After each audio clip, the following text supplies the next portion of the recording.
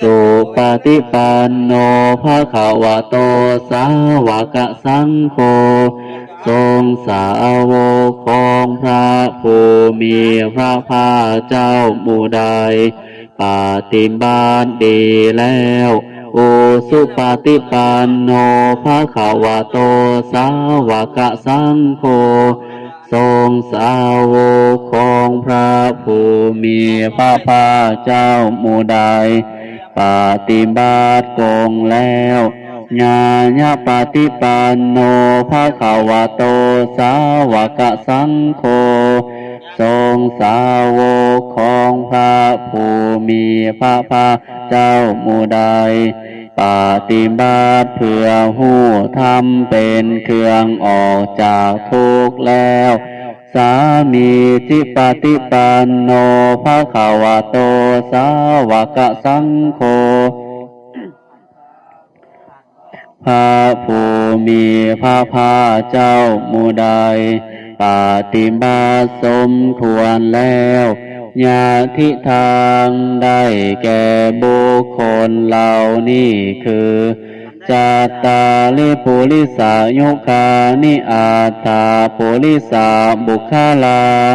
ผู้แห่งโบโลสีคูน้ำเพียงตัวโบโลดได้8โบโลดเอสาภะคะวะโตสาวกสังโฆ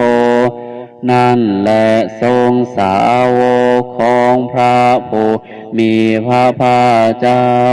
อาหุนายโยเป็นทรงควรแก่สักการะที่เขานำมาบูชาปาหุนายโยเป็นทรงควรแก่สักการะที่เขาจัดไว้ต้อนรับทาคินายโยเป็นผู้ควรรับทาคินาทานอันสาลีการณิโยเป็นผู้ที่บุคคลทั่วไปควรทำอันสาลีอนุตตรังปุญญาเขตังโลกัสสติเป็นเนื้อนาบุญของโลกบ่มีนาบุญอื่นยิ่งกว่าดังนี้กายเยนะวาจายะวาเจตสวาด้วยวาจาก็ดีด้วยใจก็ดีสังเคกุกัมมังปะกะตังมายายังติเตียน